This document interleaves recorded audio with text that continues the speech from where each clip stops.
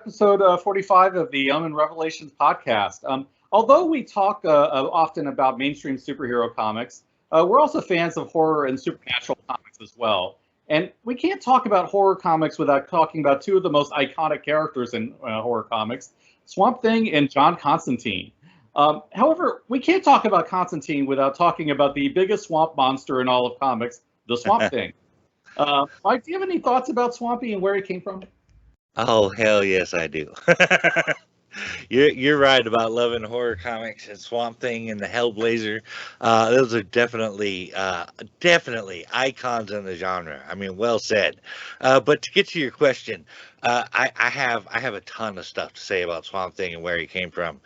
Swamp Thing, as many know him, is a plant elemental creature that resembles like a humanoid mound of vegetable matter. Swamp Thing serves the Parliament of Trees and fights to protect his swamp home in Louisiana, the environment in general, but particularly as it pertains to the green. The green, by the way, for those of you who don't know, is an elemental force which connects all forms of plant life on Earth. This is experienced by elementals as an ethereal realm inhabited by the collective minds of the Parliament of Trees. However, these days I understand that he also fights to save humanity from various supernatural and terrorist threats. But he did not start out that way. Swamp Thing was created by writer Len Wein and artist Bernie Wrightson, and first appeared in House of Secrets number 92 in July of 1971, in a standalone horror story set in the early 20th century. Len Wein came up with the idea for the character while riding in the subway in Queens. He says that he didn't have a title for it, so he kept referring to it as that Swamp Thing I'm working on, and that's how he got its name. I think that's kind of cool. Bernie Wrightson designed the character's visual image using a rough sketch by Wayne as a guideline. But this first Swamp Thing was not Dr. Alec Holland, the guy I'm personally most familiar with. This standalone Swamp Thing was Dr. Alexander or Alex Olson. Dr. Olson was a talented scientist living in Louisiana with his wife Linda. Alex's assistant, Damian Ridge, was secretly in love with Linda and plotted the death of his friend.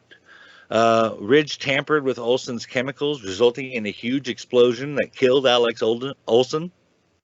He then dumped Olson's body in a nearby swamp. Ridge used Linda's grief to convince her to marry him, but that was not the end of the story. Ridge was later confronted by a very living Alex Olson in the form of a humanoid pile of vegetable matter. Sound familiar? Olson killed Ridge, but his wife Linda did not recognize him, and she ran away, leaving Olson to wander the swamps alone as a monster. Awesome, and I have to say, like Len Wein is just one of the great writers in comics, and Bernie Wrightson did some amazing art. I will add one interesting fact about House of Secrets 92, though. The cover for that issue features a young woman doing her hair while the Swamp Thing creeps up behind her, which I believe is Linda in the story. The woman on that cover was based on none other than writer-editor Louise Simonson. Weezy today is best known for writing and editing the X-Men books and for being one of the masterminds behind the death of Superman. But before that, she was Louise Jones, and she modeled for Bernie Wrightson, who drew the House of Secrets cover that featured Swampy. And that cover immortalized her in comics history. Though you wouldn't guess it today, Louise Simonson had roots in horror comics, not just in here, but also for editing books like Vampirella for Warren. I totally remember that cover. I mean, as horror covers go, that has got to be a classic. I mean, even if it doesn't necessarily reflect the story, I mean, the cover leaves the impression that the Swamp Thing is some kind of creepy stalker rather than a returning love. But I suppose that either way, Linda did not respond well to seeing him. No. But there was actually another muck-encrusted mockery of a man out during that time in the form of Marvel's Man Thing. Giant-sized Man Thing.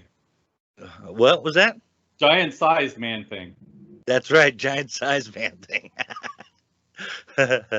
Man-Thing was created by writers Stan Lee, Roy Thomas, and Jerry Conway, and artist Gray Morrow. First appeared in Savage Tales #1 in May of 1971. But Man-Thing's origins are a bit different from Swamp Thing's, in my opinion. The story goes like this. A young biochemist, Dr. Theodore Ted Salas, a native of Omaha, Nebraska, is working in the Everglades as part of Dr. Wilma Calvin's Project Gladiator team, which includes Dr. Barbara Morse and her fiance, Dr. Paul Allen, and an assistant named Jim. Dr. Wendell is later cited as being on the staff after Dr. Calvin is shot, but the group is attempting to recreate the super soldier serum that had created Captain America. They were warned that the technological terrorist group, Advanced Ideal Mechanics, or AIM, has been operating in the area, but Salas breaches his security and by bringing in his wife, Ellen Brandt. He destroys his notes to his formula, which he has memorized. Later, he is ambushed by two thugs and learns that Brandt has betrayed him by telling him what he was working on, what was going on. Fleeing with the only sample of his serum, Salas injects himself with it in hopes of saving himself. However, he crashes his car into the swamp, where the scientific and magical forces of the swamp, because the swamp holds the nexus of all realities, combine to instantly transform him into a slow-moving plant matter creature with large, solid red eyes. He's unable to speak, and he only has dim memories of his former self. He attacks and ambushes Brandt, burning and scarring part of her face with acid that now secretes in the presence of negative emotions. And let us not forget, if you know fear, you burn at the Man-Thing's touch. The Man-Thing then wanders away into the swamp. I would say that covers the Man-Thing pretty well. I do like the way that he has evolved since then, but he's actually a really great character in his own right, even if he unfortunately gets laughed at today because of the giant-sized Man-Thing title. And really it was unintentional. Many Marvel books at the time had giant-sized special issues, giant-sized X-Men being probably the best one-on-one, but Man-Thing gets singled out because the title is unintentionally hilarious. But to be honest, I think that the Man-Thing truly came into his own when writer Steve Gerber, who had his birthday recently, took over the Man-Thing's adventures with Adventures into Fear #11, I believe. Under Gerber, the Man-Thing stories moved away from straight horror, although it did do some of that, the stories involving high fantasy and social critique. You didn't see as much of the people that were involved in the experiments and people like that. Instead, the sorceress Jennifer Kale became a reader identification character in those stories, and she was a good contrast to Man-Thing. Also, the book spawned another iconic character, just like Swamp Thing did. Howard the Duck debuted in an issue of Fear. The issues of Man-Thing where he teamed up with Jennifer, the wizard Doc and the Enchanter, Howard the Duck, and a Conan homage character named Korik the Barbarian are among Gerber's most memorable stories to me. And once Gerber was done, the Man-Thing had departed quite a bit from Swampy in terms of tone and style. It certainly sounds like it. I mean, whatever similarities they may have had was a way back, and they've clearly gone on different roads. I mean, really, there's just not that. There's very little in common. I mean, especially if you consider their roots. But let's get into that a little bit. How did these two swamp monsters come onto the scene at practically the same time, within just a couple of months of each other in 1971? In short, that was not funny. Both Man-Thing and Swamp Thing are inspired by the same source material, and that is a character called Heap, comics' very first swamp monster, who first appeared in Air Fighters #3 in 1942 by Hillman Periodicals. Since he was the first, let's talk about Heap's origin a bit. The original Heap was formerly Baron Erich von Emmelmann, a World War I German flying ace who was shot down in 1918 over a Polish swamp. clinging to the smallest shred of life through sheer force of will, and as it was later revealed, the mystical help of the goddess Ceres, who later is later referred to generically in a series as Mother Nature. Through decades, his body decayed and intermingled with the vegetation around him, becoming one with the marshland itself until at last a shaggy, shambling, half-world creature, neither animal nor man, arose from the muck during the early days of World War II. A creature which would become known far and wide as the Heap. Resembling a huge humanoid haystack, whose most visible facial feature was a dangling root-like snout. The mute monstrosity first battled the lupin-cowled Blackhawk-style Allied ace Skywolf, before turning against its fellow Germans, who were now fanatical followers of the evil Nazi cause. Then it took to wandering the globe, helping in its semi-mindless and often misunderstood ways those who need help, and battling the monsters even more malevolent than himself. As a quick side note, Heap has since been written into Swamp Thing history as one of the first Swamp Things, and currently holds a place on the Parliament of Trees. Oh, that's great. I didn't know the last bit, but that's such a great way to honor the character's roots, pun unintended. The Heap fell into the public domain decades ago, so anybody can use them today. So if you need a swamp monster for your story, there you go. Anyway, Stan Lee cited the Heap as one of the inspirations for the Man Thing. And the name Man Thing came from a previous horror title that Stan had worked on. I think this was back during his time at Atlas. My feeling is that the similarities between Swampy and Man Thing were the results of two people having similar ideas and drawing from the same influences around the same time. I have to say I can agree with that. I mean, looking back on Heap, I think there are some pretty obvious inspirations for both Swamp Thing and Man Thing in that origin. I find it interesting that both Wayne's first story and Heap both took place around the same time in the early 1900s and involved the monster coming back later. And I can't help but think that Man Thing's face was modeled after Heap's, especially with that, that rooted nose. Mm-hmm. And obviously all of them became plant monsters who lived in the swamp. But Heap is not the only reason for the similarities between Man Thing and Swamp Thing, actually. Jerry Conway, one of the creators and writers of Man Thing, and Len Wein, one of the creators of the Swamp Thing, were actually roommates at the time when the swamp monsters were being written. Huh. I actually did not know Wayne and Conway had been roommates, but that does make a lot of sense. Both of them were working at Marvel around the same time as well. Yeah, that's pretty cool, right? I love it when you find out two people that you're a fan of were roommates. It's like finding out Mark Hamill and Robert Englund were roommates. Mm-hmm. But I digress. The conflict over similarities actually came a year and a half later when Jerry Conway and Roy Thomas, Man Thing's writers, thought that unconsciously the origin in Swamp Thing #1, Len Wein's second Swamp Thing story, was a bit too similar to the origin of Man Thing. Let's examine that origin and see for ourselves. In a secret facility located in the Louisiana bayous, scientist Alec Holland and his wife Linda invent a biorestorative formula that can solve any nation's food shortage problems.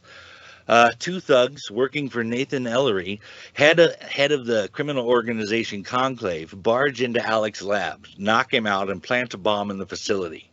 Alec wakes up as the bomb explodes. In flames, he runs into the swamp. His body is drenched in the biorestorative formula, and this affects the plant life of the swamp, imbuing it with Alec's consciousness and memories.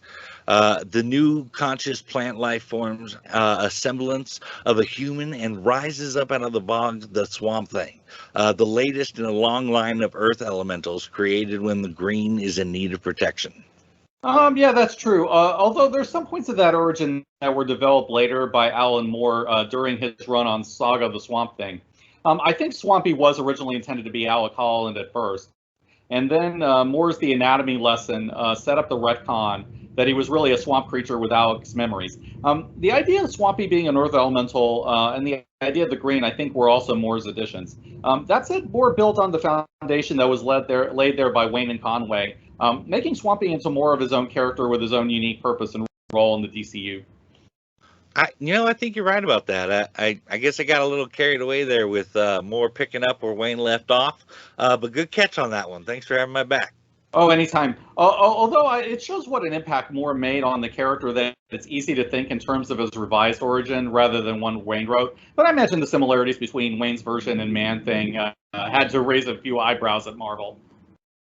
There was vague talk at the time around Marvel of legal action, but it was never really pursued. Roy Thomas says that he doesn't know if any letters even exchanged hands between Marvel and DC, but he does know that Conway and him weren't happy with the situation over Swamp Thing #1's origin. However, they did not believe it to be outright thievery. They just figured it was an accident. Apparently, Jerry Conway tried to talk to Len Wein into changing Swamp Thing's origin, but Len didn't see the similarities, so he went ahead and did what he was going to do. I tend to be on Wayne's side for this one, considering that they're both borrowing from and inspired by Heap. I'm not really seeing any thievery between them there. I mean, aside from both men working on a secret project, which were totally different projects, that was sabotage, something Wayne already had in his standalone story. And there being a little magic involved in their becoming Swamp Thing and Man Thing, they really don't have much in common. And what I think is that this actually shows this little bit here actually shows how much Thomas and Conway might agree with me there.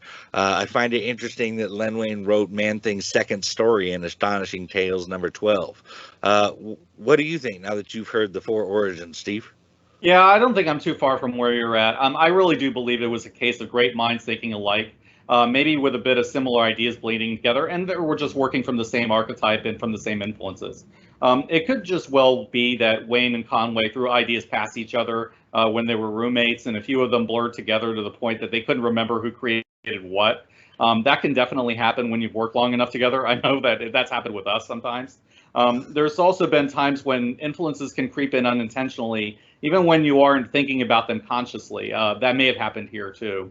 But this isn't the first time that unintentionally similar ideas have come out from DC and Marvel around the same time either. The Doom Patrol came around the same time as the X-Men, and they also have noticeable similarities to each other. I mean, they have similar mentors, for example.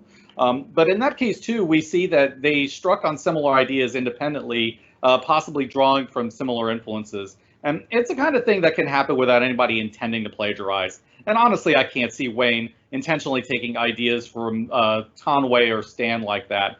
Wayne was always hugely respected at the Marvel bullpen. I mean, he was even editor-in-chief at one point. And as far as I know, he was a solid professional with everyone he worked with. Everybody liked him. I mean, it's just one of those things that happens in the comic book business the way I see it. As usual, my friend, well said. I actually came to Swamp Thing as an adult, reading re-releases of Alan Moore's The Saga of the Swamp Thing after reading Brightest Day. I really enjoyed it. I would describe The Saga of the Swamp Thing as a thinking man's horror comic. So much of it is Swamp Thing philosophizing about his nature, about the meaning of life and death. But it was definitely mingled with horrors, both in Swamp Thing's life and in his own mind. Horrors like the demon known as the Monkey King, and being hunted by the Unmen, and the evil sorcerer scientist Anton Arcane from his mountain castle in the Balkans.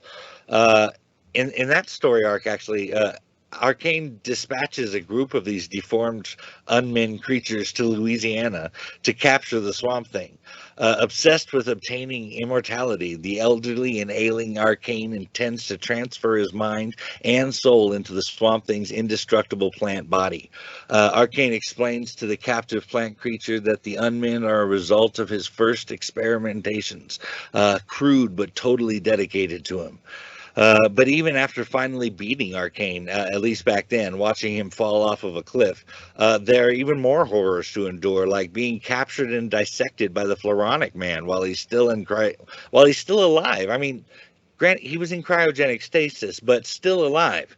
After which he finds out that what might be his biggest horror, that he's not actually Alec Holland, but rather a plant pretending to be a man, even down to mimicking a human's organs and bones with plant matter.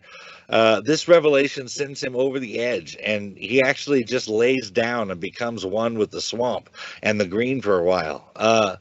Really, the one part of Swamp Thing's life that isn't horrible is his relationship with Anton Arcane's niece, Abby Arcane. Aside from loving simple things like, the dawn of a new day and feeling the sun on his face, Abby Arcane is really Swamp Thing's only bliss, and their love for one another is deep and true. And just to give you an idea of the extent of their love, just tell me if you would do this for someone you cared about. We learned that Anton Arcane is not in fact dead, as they thought, and he has killed Abby Arcane and sent her soul to hell. To set things right, Swamp Thing travels into the green, then into the spirit world, and then goes to hell itself, all to reclaim Abby's soul. He is forced to fight off a legion of the damned, including Anton Arcane, but he prevails again with the help of Etrigan. After Abby returns to life, the Swamp Thing and Abby confess their love for each other. To celebrate the beginning of their relationship, the Swamp Thing grows hallucinogenic tubers for Abby to eat, enabling her to see the world as he does. For a brief time, her and Swamp Thing can become one in the green. All the while, Abby's feeling euphoric and psychedelic as she's just taken the world's greatest acid. You could say that about a lot of Malin Moore's ideas around that time. I do really appreciate the big love story that they told. I think it's well up there alongside with Hawkman and Hawkwoman, honestly, in that respect. Oh, for sure. I'll be honest and admit I haven't read all of Moore Swamp Thing, although I do own all the volumes of that run, both physically and digitally. Moore is one of my favorite writers, though, and I really respect his work on this book tremendously, as I think a lot of people do. Moore's Swamp Thing is as brilliant as anything that he's done, and it was extremely influential, even at the time. That said, this isn't a book that I ever really felt deeply on an emotional level, not like I do with Vertigo books like Sandman. I think it's probably because I just discovered Swamp Thing way too late, and I just don't have the same connection to it that other people have, though I totally get why they do. It's a book that I respect on an intellectual level, though, and I really do appreciate what I have read of it. Speaking of when we came into it, I think my first exposure to Swamp Thing was actually from Wes Craven's 1982 classic Swamp Thing. It seems like that movie was on TV like a whole hell of a lot. I bet I watched it probably 6 times as a kid. How about you, Steve? Did you watch that movie as a kid? I'm afraid I haven't seen it, though I do vaguely remember the movie from way back in the day. I have to say, I didn't know that Wes Craven was involved in that film, though. That's really, really awesome. It's really a great choice to do a horror flick for DC. Oh, yeah, it is a great choice. DC has a lot of horror content, and Swamp Thing is such a great character for that. I don't think Wes did a great job on the film, though, if I'm being honest. It was okay for 1982, but I'm not sure Wes properly understood the character. And now that I've had some firsthand experience reading it, if I'm being honest, I have to direct a viewer to the Swamp Thing series that came out in 2019. That is a much more faithful adaptation and a lot more like the horror show it should have been. Yeah, I keep hearing that is really good. I do have it digitally, but I have yet to see it. But it sounds like it's really good. It was great. I really enjoyed it. I was bummed that they canceled it. A lot of people were. Back to the Swamp Thing comic. Things took a sharp turn when occultist John Constantine, the Hellblazer, shows up in Swamp Thing number 37.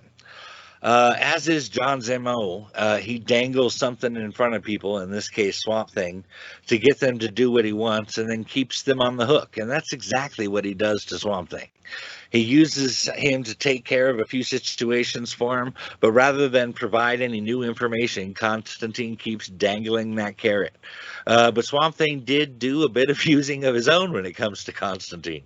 It all happened in Swamp Thing number 76, when Swamp Thing asks Abby Arcane if she would like to have a baby with him, the child being a home for the entity called Sprout, whom Swamp Thing was told to destroy by the Parliament of Trees. Due to the limitations limitations of Swamp Thing's supernatural form at the time, he appears to John Constantine and takes control of John's body and mind and goes to Louisiana to Abby. First, Abby doesn't trust him, mostly because of John, and well, she shouldn't. But Swamp Thing is able to convince her to have sex with him. However, John regains control of his body mid-lovemaking, which Abby was afraid might happen. Abby would give birth to their child, Tefe Holland, in Swamp Thing number 90. This kind of weird stuff only happens in an Alan Moore comic. I can't imagine it can be easy on a marriage knowing that Constantine technically is the father of their child, even if Swampy was possessing his body at the time mostly. Although the stories considered at least considered the issue of consent, which not many stories dealing with possession do. And I definitely don't blame anyone for not trusting Constantine, not at all. That would certainly be rough. I mean, damn, I'm not sure any kind of surrogate situation would be easy. In fact, I'm not sure I could do it personally. But you bring up a great point about consent. In almost all cases of possession, taking absolute control and doing what the possessor wants is always the point. I mean, if you're not trying to control them, what is the point of possessing them, kind of a thing? Mm-hmm. But I want to agree about Moore being the likely place to find such stories. And for the most part, I do. But honestly, I think Grant Morrison would do some weird, just off-the-wall stuff like this. I mean, you bring up Doom Patrol, case in point.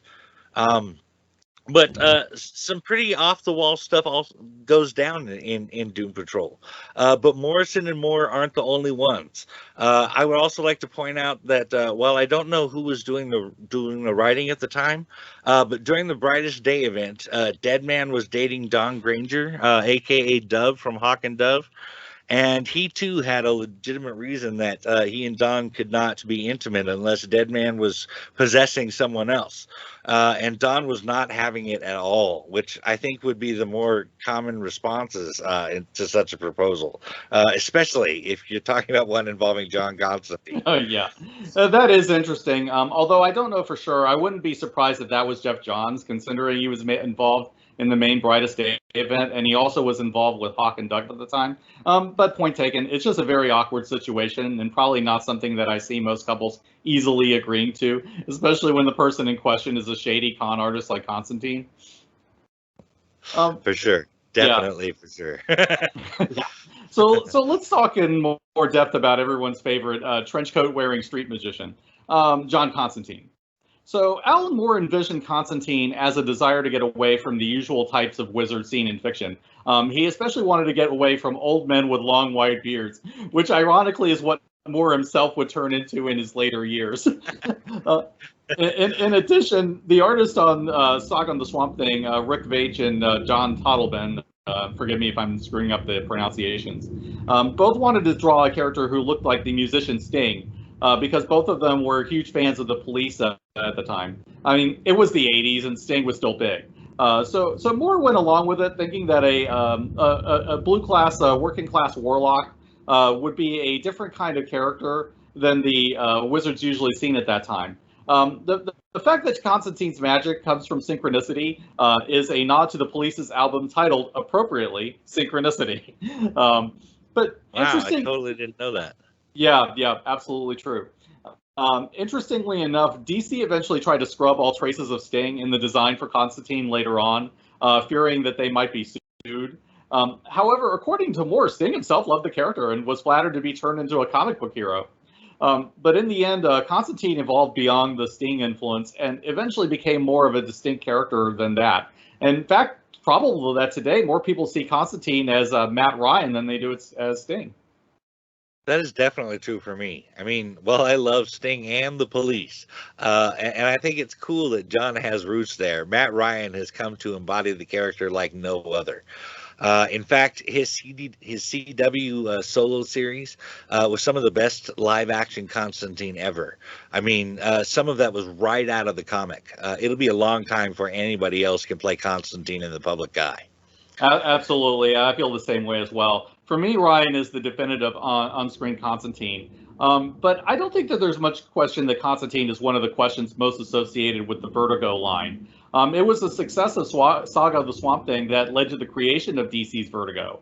DC was about pushing the boundaries of the comics code with titles like Watchmen and The Dark Knight Returns, but it was Saga of the Swamp Thing that paved the way for Vertigo-style content and mature readers' books. So when DC started pulling out of the code to put out Swamp Thing books, mature readers' content started to grow at DC. The mastermind behind Vertigo was editor Karen Berger, who was instrumental in defining what the line became. Berger had been an editor on Legion of Superheroes during the Paul Levitz era, but she moved on to horror titles because she also always had a fascination with them. She wasn't the editor on Swamp Thing when Moore was writing it, and she was also involved with the growing horror and dark fantasy content that grew out of DC's mature readers' books.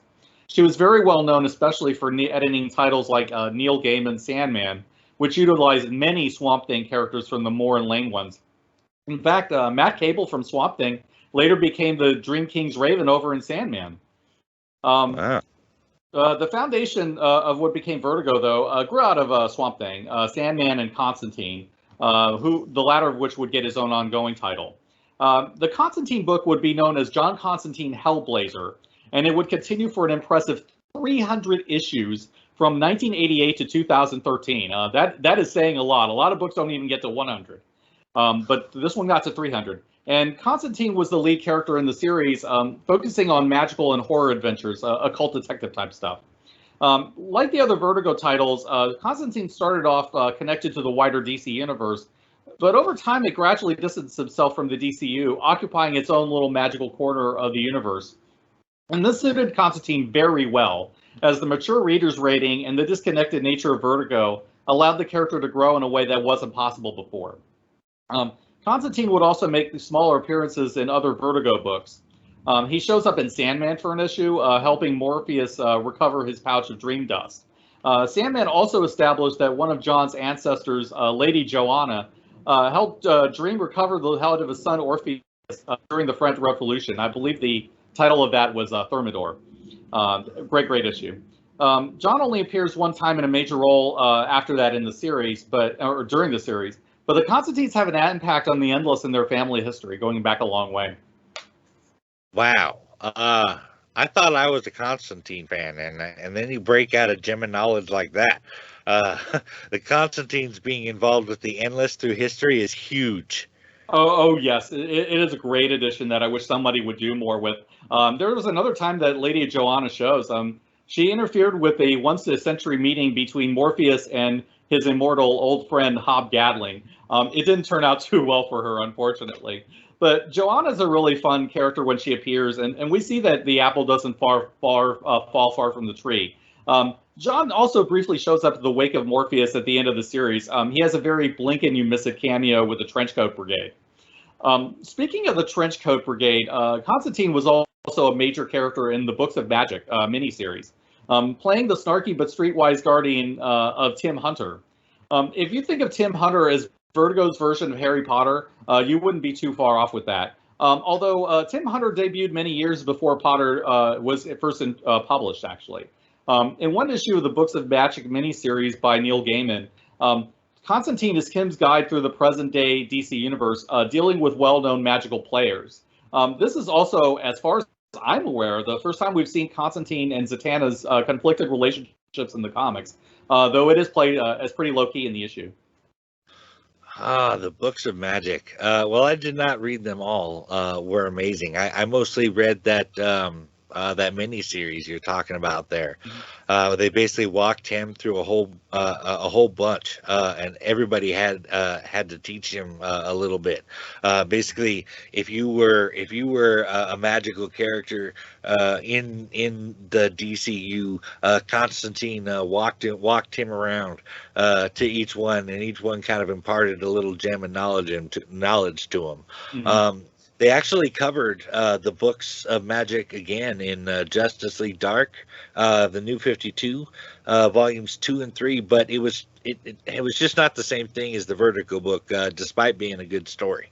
Yeah, I believe it. I mean, the Books of Magic was an amazing primer to the magical corner of the DCU, and even to this day, I would recommend reading that if you want to know how the Vertigo magical world works. Each issue was devoted to Tim hanging around with a different member of the Trenchcoat Brigade, which included Constantine as well as the Phantom Stranger, Dr. Occult, and a blind fanatic called Mr. E, which I had not heard of before I read that. The whole thing is really, really good, but the Constantine issue particularly is a lot of fun.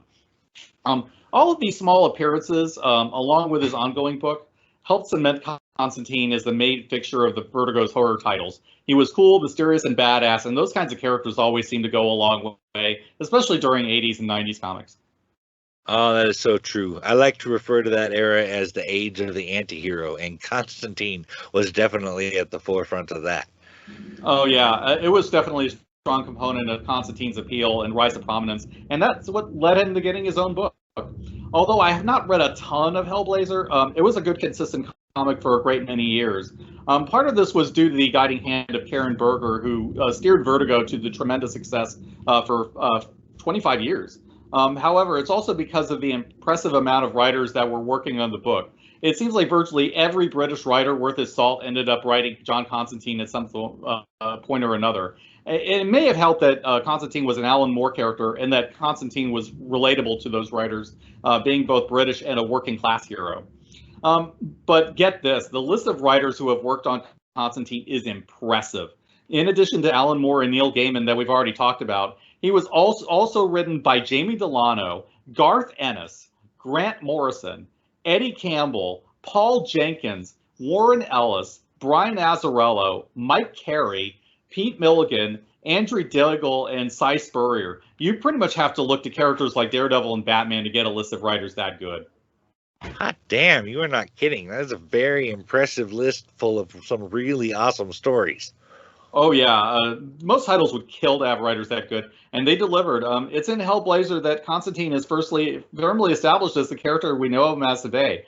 He's a trickster, a con artist, and a street magician who reaches for the greater good even if his methods are shady. And he is also a brilliant manipulator. We also see a supporting cast, including Chaz, with Constantine involved in urban fantasy adventures in England. Jamie Delano was the first to write the Hellblazer series, and he ended up setting the tone for the book. Delano threw in a lot of political commentary in his run because he didn't like the England he was living in, as a lot of people don't. His run is hugely remembered today, but it was a big influence on writers that followed him, especially Garth Ennis. I haven't read them all, but Delano's run is definitely remembered by me as some of my favorite Constantine stories. Oh, yeah, he did some really great stuff from when I read the Family Man story, things like that. Though Garth Ennis is my personal favorite writer on Constantine. He always excels at writing charming bastards, both here and with Hitman, so he was a perfect fit. He's also good at forcing his heroes to deal with the consequences of their decisions. My favorite Hellblazer story is Dangerous Habits, where Constantine is diagnosed with lung cancer after his long years of smoking. The way that Constantine cheats death is a classic Constantine move. Basically, he sells his soul to 3 demons at the same time. Since they can't go to war with each other over Constantine's soul or risk losing to heaven, they just cure the cancer and let him live. But they make it very, very painful for him, I must add. And Constantine tricks the devil into drinking holy water. It's awesome. Oh, hell yeah, that story sounds awesome.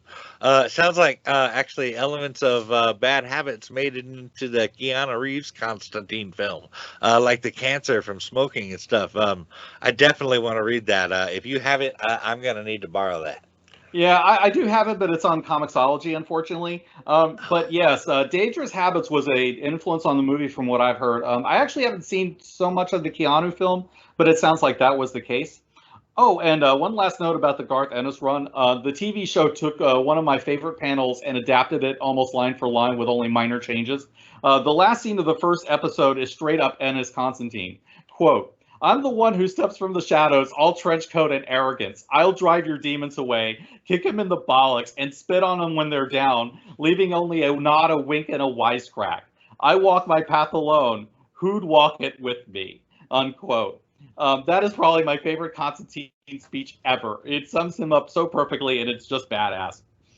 That is a great speech. Ennis is good at those. Oh, yeah, very much so. Mike Carey is another writer I respect on this character. He did an outstanding run on the Lucifer series for Vertigo, which spun off from Sandman. And from there, he did a run on Hellblazer with the idea of getting Constantine back to basics after Azzarella's run on the book. Carey also did a Hellblazer graphic novel called All His Engines as well. All His Engines was adapted into an animated horror movie by scripter J.M. DeMatteis into Constantine City of Demons. In my opinion, it's the greatest Constantine story I have personally experienced. And what's more, I think it is a quintessential film that every Constantine fan should watch. Did you ever get around to watching that, Steve? It's on my Vudu if you haven't. I haven't yet. I'm going to have to get around to watching that one of these days, especially if they adapted All His Engines. J.M. DeMatteis is always a great choice to adapt those kinds of stories. He does really cool mystical stuff, so I'm going to have to check that out. But Mike Carey, who wrote the original story, has the distinction of writing one of the longest runs in the character, second only to Garth Ennis and Pete Milligan, who closed out the series. An interesting fact, Mike Carey also comes from Liverpool, which is where Constantine himself comes from. All in all, I really find Carey to be an underrated writer in general. I mean, he's good at mainstream superheroes like the X-Men, as well as on Vertigo-style horror, which is a rare combination. But finally, Peter Milligan took over and wrote the book for 50 issues to close out the series in 2013. And after that, Vertigo itself came to a close after the unfortunate firing of Karen Berger. After the New 52, the Vertigo characters were folded back into the DC universe. All of these characters who had been mature reader stories for decades now we're back to doing PG-13 style comics. Now, personally, I still feel like this was a mistake, as Constantine works best in a mature reader's environment. Moreover, Berger was the heart and soul of what Vertigo was as a line, and Vertigo again was never again the same once she was gone. But still, I can't deny that there were some benefits to the move. I think that Constantine became a much more visible character once he was brought into mainstream DC, which was probably the idea. Also, the end of Vertigo meant that the horror characters weren't so distanced from the mainstream DC characters anymore. At the same time, Constantine works best with a mature rating. Today, I think he probably should operate as a black label character where you can have DC heroes without being limited by ratings.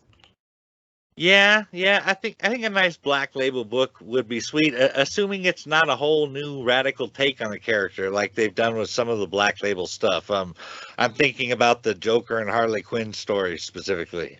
I have not read that, but agreed. There's absolutely no reason to reinvent the wheel when it comes to Constantine. He's already awesome the way he is. I mean, you don't need to put him in situations that challenge. You just need to put him in situations to challenge him and give him room to be the tricky bastard we know and love. Preach. Yeah. Yeah. Now, the New 52 was, for me, a mixed bag for what goes to Constantine. I still have reservations about taking him out of Vertigo and into mainstream DC. But at the same time, I think he got out of the reboot better than a lot of DC heroes did. Constantine was brought into Justice League Dark, which I definitely think was one of the better ideas out of the reboot. Having Constantine basically running a team of magical heroes was a good idea. Bringing him and Zatanna back together was also something I appreciate, especially with Enchantress, Deadman, Madame Xanadu, and Shade, the Changing Man, involved as well. And they had a good writer to make the transition from Hellblazer to Justice League Dark in the first arc. They brought in Peter Milligan, who wrote the last run on Vertigo Hellblazer, and who was also known for Shade. Justice League Dark had two series, though. One that ran from 2011 to 2015, which is the New 52 series, and another by James Tynion that ran from 2018 to 2020. While I haven't read the complete run on either series, what I have read was generally pretty solid. Constantine integrated back into the DCU fairly well in those stories from what I've seen.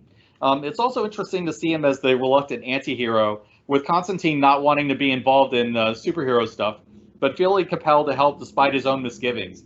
And I also love Constantine and Zatanna together, I'm not going to lie. She brings out the best in them no matter how much they drive each other crazy. But I know you've read more Justice League Dark than I have, Mike. What were your thoughts on that series? Oh, I absolutely adore the series. But I think reluctance was felt on the part of the whole team, and Constantine just somehow conned and finagled his way through it. It was a lot. It was in a lot of ways because of his relationship with Zatanna and Constantine. But I think one of my favorite storylines from it was about the love triangle between Nick Necro, John Constantine, and Zatanna, throwing a big wrench into everything as they fought Felix Faust. They did a version of that story in the Justice League Dark animated movie. But after all that went down, it's no wonder that Zatanna ended up with the House of Mystery and the team behind her. Mm-hmm. I really need to finish that series, to be honest. I mean, it's one of those I always mean to get around to, but something else always draws my attention first. Still, all that sounds like a lot of fun. The recent James Tynion series was also enjoyable from what little I've read of it, involving characters like Wonder Woman and the Man-Bat. And I keep hearing good things about the last Constantine series that Cy Spurrier did for the new Vertigo, but I haven't gotten around to it. I do keep hearing that it gets really crazy and deep into political satire, though. I am so far behind in my reading because I've been spending all my comic book money replacing the books I lost in the Paradise Fire in 2018. So unfortunately, I haven't gotten there yet. But it does sound pretty sweet. I hear old Swampy joined Justice League Dark a little while ago, but it's a Viking named John Haraldson at this time. I honestly don't remember about that. I mean, if they did that, then that's farther in than I've read, but it's a really interesting idea, and we've seen there are other Swampies, so why not? For sure, for sure. This has been a fun episode. John Constantine and Swamp Thing are in my top 5 horror comic icons of all time, with Etrigan the Demon, Johnny Blaze, Dan Ketch, Ghost Rider, Shadow Man, and Blade. There are other horror comics that I have liked, but they were icons before coming to comics, like Pumpkinhead or Jason or Freddy or Pinhead or whatever. So I'm not counting them for this discussion. Tell me, Steve, what are your top 5 horror comic icons? I really like those choices, especially Ghost Rider. Though I miss John Blaze when he was just a regular guy with a Hellfire shotgun. There was just a Constantine vibe he had back then. Now, in my case, those lists usually change for me depending on when you ask me. But for right now, I'd go with Constantine, Spawn, Ilyana Rasputin, otherwise known as Magic, and Blade. I'll also add Moon Knight as a 5th, even though he's a borderline case.